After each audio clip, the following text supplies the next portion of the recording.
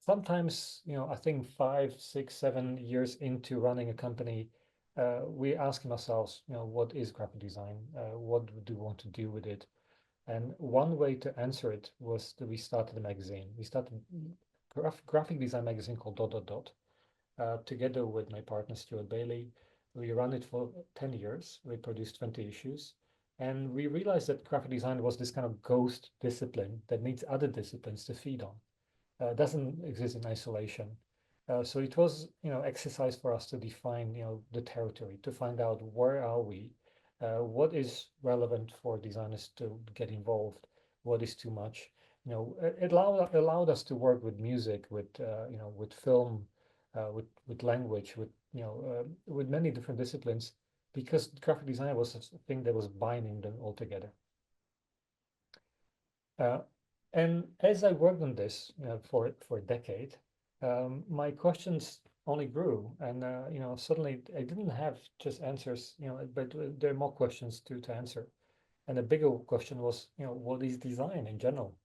I think everyone works in the field kind of tends to ask this, and we tend to have different answers. I was following, what answers were given over time. And one of the well-known answer is made 50 years ago when, Thomas Watson, who was head of IBM at the time, compared good design to good business. I believe at the time in 1970s, it made probably sense. Today, I find it insufficient. If this is the only limitation of design, then it becomes reduced to making money at all costs. Often many products, they're designed to be replaced, not to last. There are a lot of examples of obsolescence in design, which is great business, but it's not good for the environment, not for the planet, not for people making it.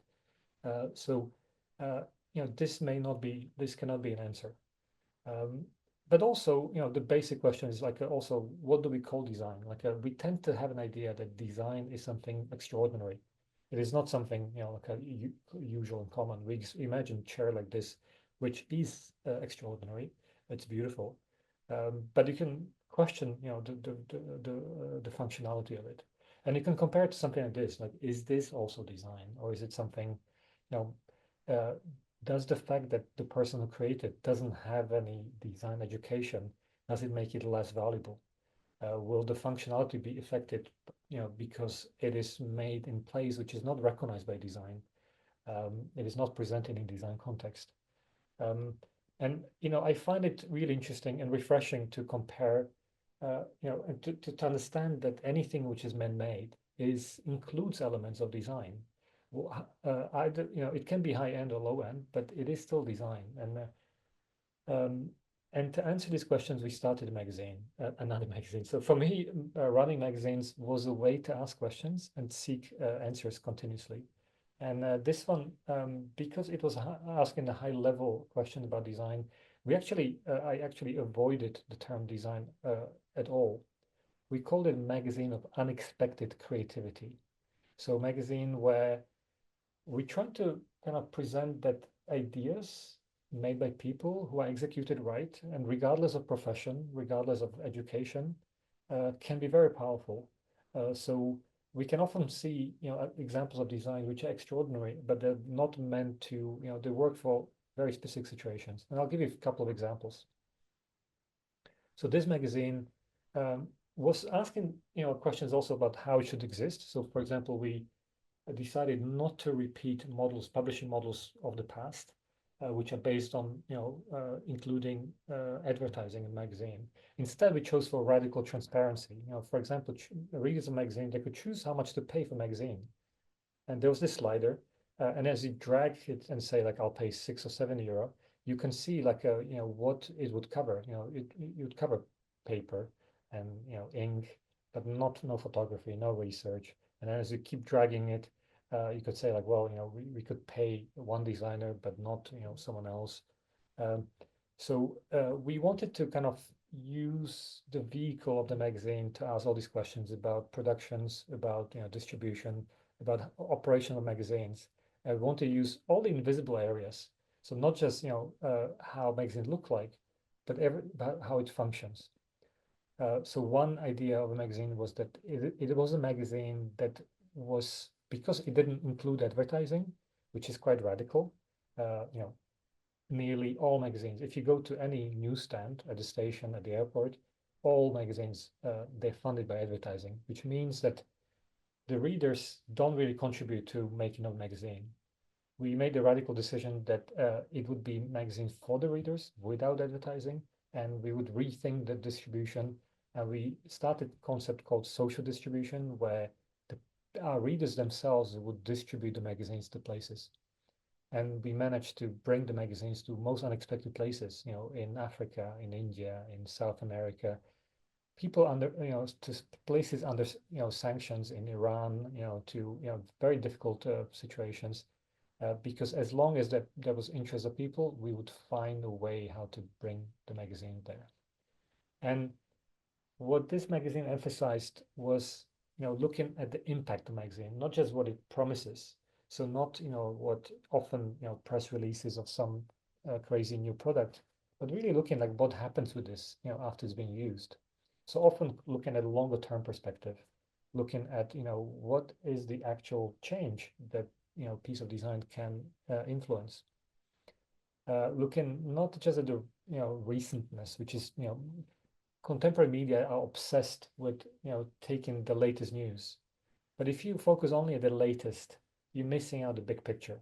You're missing out like again, how things work over time. Some design you can only know, 5, 10, 20 years later how it functions because you can test these ideas, what it manages to achieve. And if you're just focusing on the reporting on it, this week, next week, you're missing out, on reporting on about the basic ideas of what impact of design. So let me give you some examples because I think until now it was quite abstract. In the first issue, we would have a long story, for example, about this. This is a urinal at Amsterdam airport. And if you traveled, if you've been to men's bathroom at Amsterdam airport, you see that there's an image of a fly etched in. And it's a piece of behavioral design. Men are so simple that, like if they focus on it, they need to focus on something, and that it reduces splashing and reduces cleaning cost. Since implementation of this about 25 years ago, the cleaning cost of the airport was reduced by 80% because of simple thing like this. And we found it really fascinating that often very overlooked example of design, often by anonymous people, made by engineers. It was made by engineer. Um, often produce, like a lot more impactful stories and, situations than something which looks fantastic, but its impact is very minimal. I'll give you not many. I mean, the whole magazine, there are, in every issue, there would be 10 stories. I would love to talk about it, but, I'm picking just one to explain, how, the operation of magazines and the kind of stories we are interested in. And for one story, we traveled to Bhutan. So Bhutan is this country here in the middle, and you can see it's sandwiched between China and India, two largest, most populous countries of the world, and two countries which have a history of annexing other countries. So China annexed Tibet, India annexed Sikkim. Uh, Basically, out of the historical kingdoms of Himalayas, Bhutan is the only independent one which still is out there. And the reason why it's there, it's because it's protected by the mountains, but also because they chose very unusual ways to use design as a vehicle for recognition of the country. And I'll show you the example. So in 1960s, Bhutan was a very poor country. Actually, here you see Tibet and Sikkim on a stamp. This is the first postage stamp of Bhutan produced in 1960s.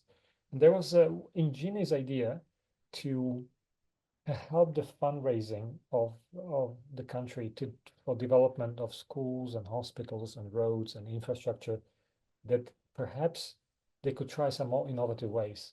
Bhutan applied for loans to International Bank and didn't receive any of this because India and China basically blocked them from receiving extra funds.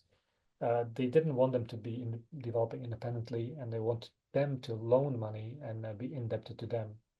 Uh, And there was an idea to see perhaps we could do alternative fundraising using postage stamps and selling them to collectors outside of Bhutan. And from this resources, from this revenue, we could develop the country. And this was the first one, which was not a success, perhaps because it was very conservative. But I'll show you the second ones, which are already, quite different. This is a stamp from 1972, first lenticular stamp in the world. Lenticular meaning like it has this, kind of 3D effect when you rotate it very slightly. And this stamp was available to be bought in Europe, in the US. You couldn't really use it in Bhutan, but you could, in the time of the space program, Bhutanese Post used this idea very cleverly, and this became an instant hit amongst collectors. So people would buy these stamps, and not use them, which provided extra funds for the post and for the country of Bhutan, because basically the postal services were not used. The only, it was collected only at face value. Bhutan, like the Bhutanese Post recognized the potential of this idea and they start producing more of these unique stamps. They produced first stamps produced on silk, first metal stamps, first extruded plastic stamps showing US presidents. And my favorite one is this one, which is the first mini vinyl stamp. Actually looks like this and comes in 6 different sizes and comes, from one side, it's adhesive sticker that you can attach to envelopes. From the other side it's a vinyl that you can cut out and play on your vinyl player, on a record player, and it contains songs, of the country or stories narrated by the king of Bhutan. Quite amazing that suddenly it became this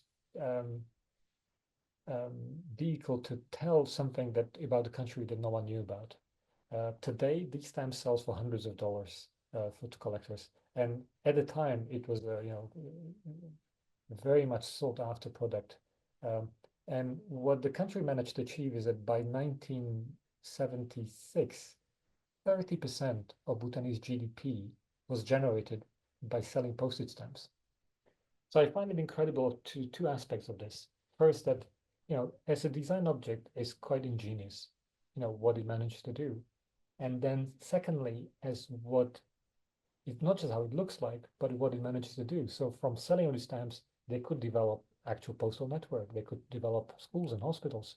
So the impact of these stamps was phenomenal. It would feed the economy and allow countries to prosper. And these are kind of the examples that I love finding, collecting, because I find them inspiring for my own practice. And it helped me to understand that the definition of design should be expanded, that good design is something that benefits all people, all parties involved, not just who makes it, not just who produces and sells it, but also the users. Everyone involved in the process should benefit from this. And it made it kind of a case on me that if I want to get involved and if I want to do projects, I'd love to work in a way like this, that it should not be just profiting the investors, but also the people who this is made for. They should profit or benefit from it equally. Having said that, what to do about it? Because our work is mainly work with typography. So then I compare it to my work and see like the impact of this kind of thing is fairly limited. We produce typefaces. We produce hundreds of different fonts for different situations. We produce fonts for airports. We produce them for car navigations. We produce them for brands. We produce them for newspapers, for metro signage systems, for all kinds of situations. They do have impact that they guide people and they provide emotional connection with places. But more than all, again, I'm trying to think of a big picture of seeing like does the work that we create benefit all the people involved in the process? And I think the answers are uncertain. And that's why we kept looking about how to maximize the impact of our work, and came to this situation that currently in the year 2024, there are 8 billion people living on this planet. And we speak one or several ones of the 7,000 languages which are out there. If we make projections for the future, we see that number of people on this planet will continue growing. And by the end of this century, there'll be 11 billion people projected to live. But speaking only half of the languages which are out there, because the other half is considered vulnerable, endangered languages of the world, with very little protection and very little ways for them to survive. So we expect that, in few decades from now, half the languages which are known to humanity will disappear. And this is clearly troubling.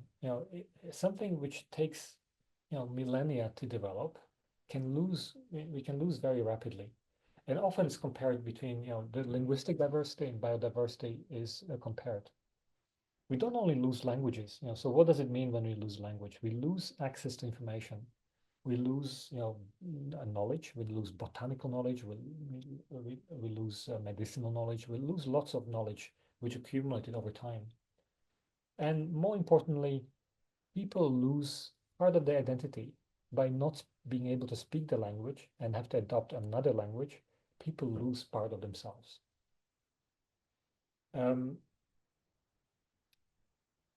I mentioned that there's about 7,000 languages available. Nearly all, just 100 of them, they are supported well by technology. And the rest, or 98% of them, they have some kind of limitations. They have, they're categorized as digitally disadvantaged, meaning they're missing some kind of critical part. For example, they either not having fonts, or not having keyboard layouts, or not being supported by operating system, or not being encoded on some level, or not being written at all. So having some kind of situation where it doesn't allow to fully use the language in digital ways. And if you look at, current font distributing websites, and this is the largest one, myfonts.com, it offers 200,000, well, nearly 300,000 fonts. But you will not find any font for example, indigenous languages of Canada, or for some small languages of Africa, or languages of India. You will only find the major languages supported, which this site considers to be market. So more and more people kind of make market-driven choices, and not choices based on necessity or other values.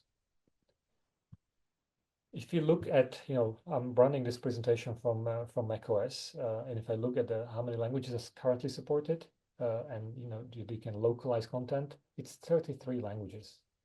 Out of 7,000, 33 are supported, and most of them are European languages. There's hardly any other language on the list. Italian happens to be the lucky one that it is on the list. And you see that it's not a number of speakers that decide. Bengali, for example, is much larger language, nearly 5 times as large as Italian. But Bengali is not supported by operating system. It's not supported by Siri or macOS or iOS, or it's not supported by Alexa or any other system, because it's fairly complicated to use. There are millions of people using it, but we don't have a ways. So if you are a Bengali user using your iPhone or any other phone, Android phone, you will need to switch a language in order to communicate with technology. And we consider it to be normal that humans adapted technology rather than technology adapts to humans. And this is what we do at Typotheque as well. So we do all kinds of projects, but at the core of our work is interest in languages and interest in supporting all living languages of the world. Currently, we offer these languages on our website, but the list keeps growing. So this is the work that we've been doing so far. And already with these are writing scripts. So these are not languages. So for example, Latin is a writing script that we can write, close to 900 languages using Latin script. Cyrillic is another large script that you can use dozens and dozens of languages. We do research, quite in-depth research about every writer script that we're working with, interested again in the impact of the work and how to make it as usable as possible. And again, um, there's 1,000 languages. There's only very few writing scripts available. And with this, you can already render about 99% of languages in the world. Uh, but there are limitations. For example, again, these are written scripts. No one is speaking Cyrillic, no one speaking Devanagari. They speak in their own dialect and their own language versions. And each language from that group has a different needs. And I'll explain to you what it means and why it is so hard to create one typeface that would support all languages. It's basically impossible, and I'll explain you why. We do a lot of work in India. So this is an Indian subcontinent. It's showing you India with Nepal. And this is a map of Devanagari script. Devanagari is the largest writing script of India that covers about 100 different languages. And if you break it down, you see that there are three major groups of languages covered by Devanagari. Marathi in the south, which is spoken in the commercial capital Mumbai or Bombay. Hindi in the center, and Calcutta used to be the colonial capital, and Nepali in the north, which is again a complete distinct language. And they're not just different languages. If you look at the manuscripts, if you look at how language looks like, we find that the writing traditions of every language are very different. So this is a chart we composed for ourselves, looking at the same letters. For example, look at the letter A, and how it can be rendered, in different ways, or digits. Digit one written in one way or another way. So we found these forms in manuscripts, and we didn't really understand, why they're different. Why do they need to be different? What does it mean? And Devanagari is a huge, writing script spoken by millions of people, but you will not find information online or in books about, these variations. We see evidence that these forms are used, but we don't know if they're historical preferences or if they are still used by people of different groups or in different regions. And in order to do our work, we need to do our own research because, without understanding, the people's preferences, it's very hard for us to make informed choices. So what we do is we do field trips, we do field research, we travel, and we basically make survey people to understand, what they learn to write in schools, what they use right now, what their preferences are, and how they're affected by geographic region or the age. So basically, we try to cross map uh, the place of education, the language they speak, other languages they speak, with their preferences, recognition, education, in order to understand, the significance of these different forms. And once doing this and doing it hundreds of times, so we get proper solid data, we could see that, for example, this type of writing aid, very different way, is much more preferred in the north than the south. So meaning like if you're going to communicate with the South Indian user using Devanagari, the correct form would be the one on the left, not on the right. But if you're going to work, in Punjab or in Nepal, we might use the other form. We would repeat it for every letter, for every combinations to understand, these different regional preferences around the country. We would see, how age affects, recognition, and ultimately collect data about, overall recognition of every form, expressed in percentages, and then to document it. Documentation, I'll be talking a lot about documentation, is so important uh, uh, in order to create and preserve languages. So we do open source research. All our research that we do, we publish either in science journals or on our own website. And we create recommendations for other designers, saying like, if you were going to work in this region or this group of readers, this would be preferable ways to do it. And ultimately, we can create products, we can create fonts which would be optimized for the correct reader groups.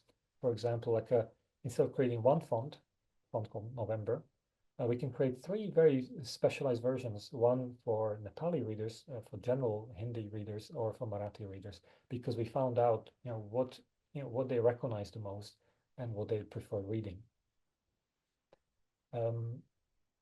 And again, the idea is that we create typographic systems. This typographic system, it was not just scaled to Devanagari, but we basically make sure that it works for every language written and spoken in India. And we're very proud of this because typically, languages come with priorities. Like a Latin is the most important one, and some are less important ones. We treat them all of them equally. So we make sure that in terms of technology and research, we pay equal attention or even more attention to these languages because they're underrepresented. And November is one of the typographic systems that supports over 2 billion people in sub-Indian continent, area from between Pakistan, Bangladesh, Nepal, Sri Lanka, and India. And we make sure that the reader's preferences are preserved, and we show the shapes and the forms that people expect, and they're easiest to read. I don't have much more time to go into detail about this project. So, if you're interested, we have small documentary movies. For example, this one is about 15 minutes long and talks about the design process, about collaboration with local designers, researchers, about the trips we had to do, about the other questions about identity and functionality of these fonts. So that's one of the movie. I'll show you one more later.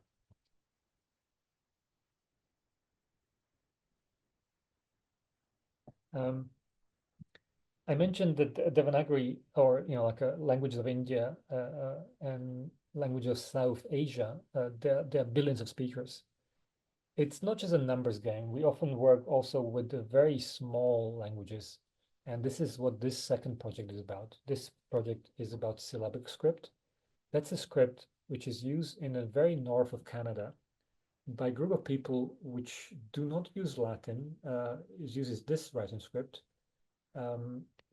In these areas of Canada. So it's mainly the Nunavut province, which is very north, but also the British Columbia, Manitoba, and parts of Quebec. There are 86 indigenous languages of Canada. So, these are people who's always lived there. They don't speak languages of the settlers, meaning French and English. They speak their own language. And that language is not equally supported. So I'll talk about this for a bit. For example, if you're creating a Latin font, it is enough to open your design software and you know what to design. You have to design A to Z in uppercase, lowercase, and numbers. If you're going to work on syllabic script, there are some references, but you don't know exactly what to do, and you don't know how reliable these references are. And it happened to be that the standardization of some languages, like Nataling was incomplete. So people basically missing some sounds of the language to be written down. They're unable to express and write their own names before. Not because they don't have letters. They do. They can do it by hand, but that hasn't been standardized with using the latest digital technologies. So only in digital form they couldn't do it. In written form they can. We work with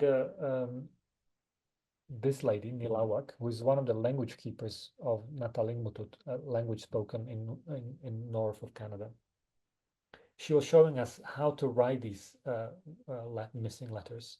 And together with their support, we're able to standardize, stabilize them, and then work with the community to prepare proposals for Unicode. Unicode is an international standardization body for written languages. So we could revise and extend the existing standards for syllabic to include, the missing sounds and missing characters that are important for these languages. And only then we can design fonts, because we couldn't do it before, providing the unique code points for these letters. Only after doing the research and working with Unicode and community for 2 to 3 years, only then we could do the design work, creating set of fonts, very innovative fonts that provided for the first time also cursive styles and round styles and very playful other styles that community were very excited about. And to me, it is kind of a dream work that that is not just interesting in terms of design, but in terms of the impact of the work.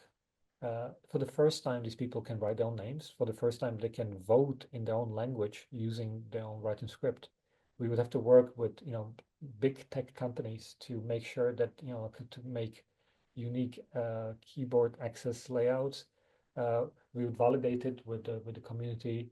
Um, we would make sure that we would test it, of course, and ultimately they are designed to make a small difference in this world. I think this is what designers are aiming for. Again, there's not much time to go into it, so there's a second movie that we uh, prepared to document that process and to explain like what kind of work we do and why it's important. So this documents the entire process of syllabic, and it is an ongoing work. That we keep working on it. Now it's been 5 years. We continue working with other groups, communities in the region. We just worked on another project. Well, I'll explain a bit later. I'm going to get to another typographic project to talk about two terms which are often overused and I'm not very fond of, but the best way to describe is that we work on design driven by accessibility and inclusivity. What it means is that often we work with these marginalized groups in terms of language. So their languages are not equally supported. So we made sure we remove technical barriers for them to to improve communication. But we also work even with Latin. There are some people who are unable to use that technology because of some disabilities. So this is what the latest project I want to show you is about. We're invited to work on a signage project for this hospital, the eye hospital in Paris. This project is made together with Integral designers in Paris. We worked with them on many different projects. We did the signage of Vienna airport with them. We worked on the Paris metro signage with them. So they have a lot of expertise about signage. And when we approached to do this, we realized that there's not one way. People with um, disabilities, they fall in many different groups. So, for example, the patients of the hospital, it's not one type of patients. They come with very, very different symptoms. Some of the patients, they have a loss of peripheral vision, so they only see in the middle of retina. Some people have exactly the opposite. They only, their central vision is blocked and they only see on sides. Other people have blurry visions. Um, so it was clear that in order to make a solution, we had to test it with different groups of people, and we couldn't make any assumptions about what would work. We figured out that there's probably one way that the width of letters probably will play a significant role. For example, we made the hypothesis that if you have a tunnel vision, so meaning loss of peripheral vision, having normal width or narrow letters probably will be beneficial because you only see very narrow field of focus. On the other hand, if you have blurry vision, you probably want letters to be very wide. So we created, well, first we tried to understand where these patients are moving, and we found that different types of patients were visiting different areas of the hospital, which allowed us to create very site-specific solutions. So we could have different versions of one font in one area versus another area. And we proposed to make a study. First, a pilot study, where we would present, a different proportion of fonts and measure it with, with the patients to see the speed of reaction, how they respond. We compared Helvetica, which was the previous version of the font, with the Z typeface. That's something we were working on last year. And we chose it because it had three different widths, a narrow one, normal one, and a wide one. And we could see that how the response times, the faster response time, the lower the dot. So you see that Helvetica score is not very good. It's very, it's very slow. While Z typeface, the dots are much lower. This was like a small scale study created just comparing Helvetica with Z.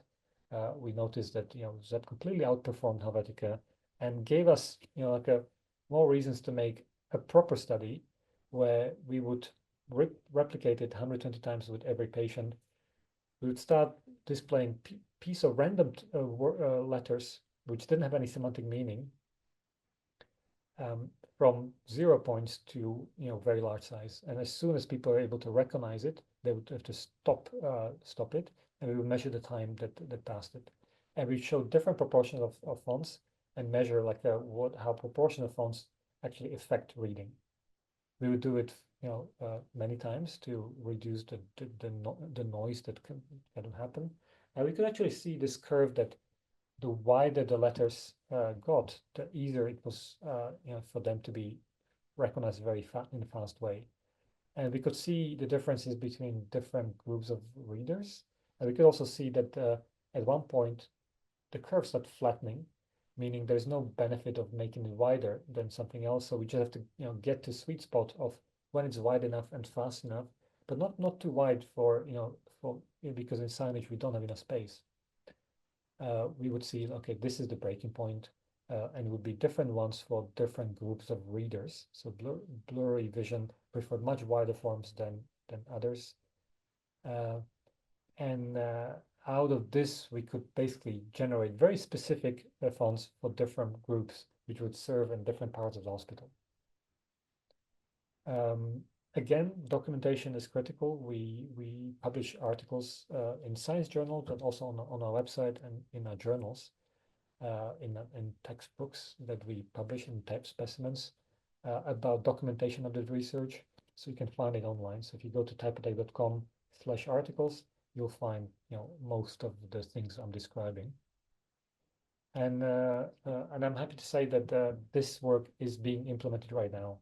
And this is a signage where a lot of research has been made about optimal proportion of text, but also placement, for people who are wheelchaired versus, walking, about the color and contrast, to make sure that these fonts are as easy to use as possible.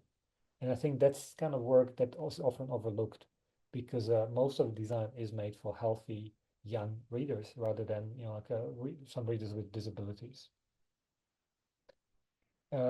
This typeface we used, it was a prototype. We tested it on typeface called Z.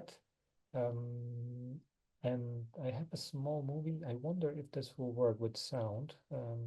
It takes millennia for ecosystems, forests, no idea if you hear this. grasslands, wetlands, and plants to develop, and only a short time for them to be lost forever. It is the same with languages. Half of 7,000 languages spoken today are at risk of extinction. In fact, we lose one language every 2 weeks. Z is a typeface designed for inclusivity and accessibility for the old and the young, wherever they live, for populations that technology has always served, and for communities it has kept on the periphery. For major languages, and those that are digitally disadvantaged. Z has been created to preserve cultural diversity, a typeface for a better world. Right. So a few months later, about 6 months after completing the project, we published Z, the typeface. And we could benefit, it was a lucky coincidence that we could do this hospital testing of the typeface with medical patients being supervised by doctors. And it's not one typeface, it is not one solution for all situations. It is very different. It's a lot of different fonts for different usability cases. The wide ones are indeed for, for people with visual impairments. The narrow ones are, for more maximal graphic appearance. So it is a system of fonts that's trying to make sure that it maximizes the accessibility in many ways. It does what I mentioned. It's still making sure that we work and support small indigenous languages that are often overlooked. So we're making sure that it covers this part. We make sure that we don't just create fonts, but we work with Unicode to standardize the missing characters. we create, we make sure that we work with big tech companies to make sure that these languages are supported equally well, because font is just one of the tools along the whole chain, communication chain, which is important to resolve. For example, for this project, Z is the first font that supports these languages, which are also missing. We work with the community in British Columbia, the Halta community, which, their letters were also not encoded. And this September, just 2 weeks ago, there was an update of Unicode 16, that includes these missing characters, and Z is the first font that includes them, but hopefully not the last one. So a lot of the work we do, we open basically possibilities for other people to use and to improve lives of others also. So you are free to use the same characters because now became the standard. This is how we have to create proposals for encoding, have to create documentation, and get lots of support of the tribal councils to explain why it's important and why it's why it makes a difference for them. And we keep doing it for languages that we come across. So it creates an endless amount of work for us. Another part of the work that we do is not just technical, but it's ethical.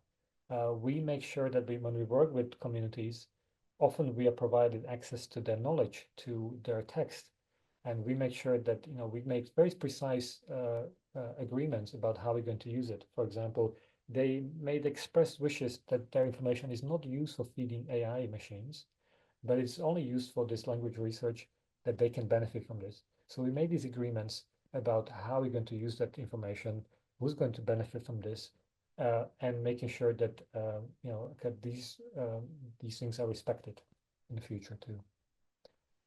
As you can imagine, we work with many people, not just our own team. So this, for example, now we work in extending the Z project to other languages. All of this, so we're making sure that Z, which I mentioned, covers over 500 styles in every language, if it's Bengali, Bangla, or the Armenian, or Cyrillic, or Georgian, or Khmer, or Hebrew, or Gurmukhi, it has the same support. It has the same research, rigorous research, same technical approach, same usability as everything else. There are situations where written language is not sufficient. We also created a set of icons, and not just like 1,000 icons, but each icon also comes with variability that you can actually create heavier or lighter or optical size versions for small and large use. Or you can basically choose, like how round or square these icons should be, because there's a thing called emotional accessibility. If you will not like it, you will not use it. So we made sure that these fonts can be customized for everyone to their wishes. So for example, like you can with variable fonts, you can use these sliders and control exactly how much weight, how much width to give it to. Quite a unique thing with these fonts is that you can actually control not just weight, width, and slant, but also the rounding, which I haven't come across to this. So you can make rounder or square versions of the same fonts. So instead of installing 500 fonts on your font menu, you can just control it with these sliders, and it gives you access to all the variations. And you can do the same thing with icons.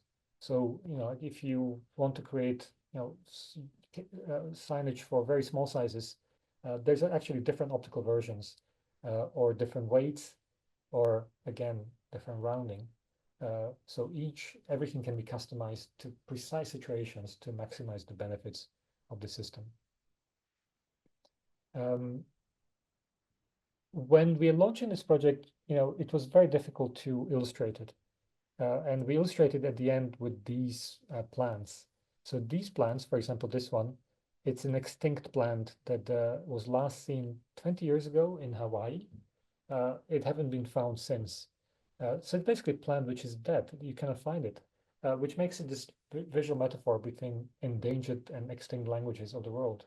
So we looked at other places, and we're looking at other, similarities between biodiversity and linguistic diversity, and how we can help to preserve it. So these are digital renderings. We work with the Swiss French artist Andrea Philippon, who helped to create digital renderings based on drawings of these plants, which you cannot find anymore.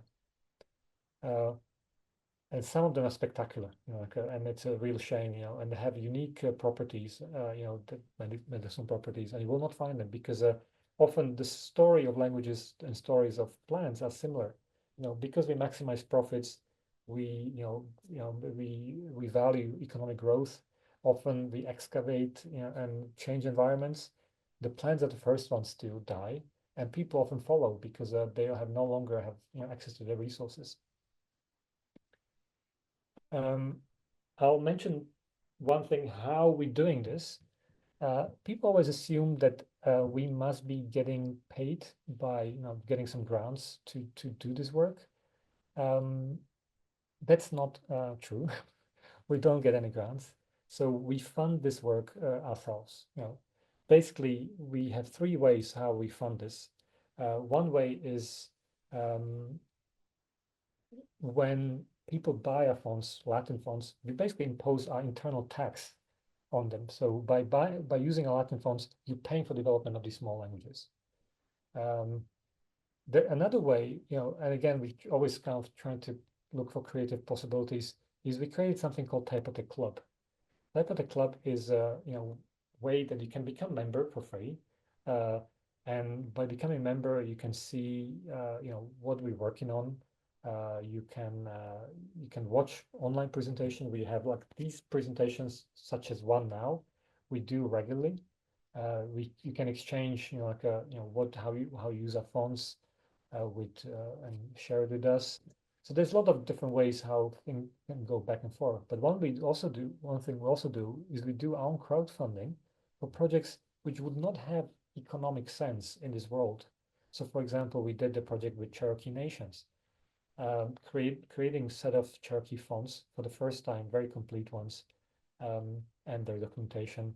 And I was pleased that we managed successfully to complete it, and that's why we can fund work like this.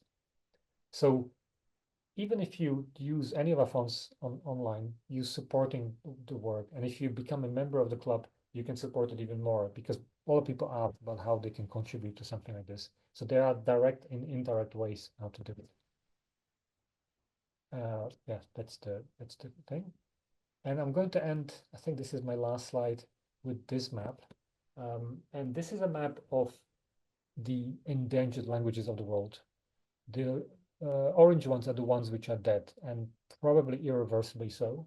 And the light ones are the ones which are endangered. They still have some speakers, but they're on the brink of extinction.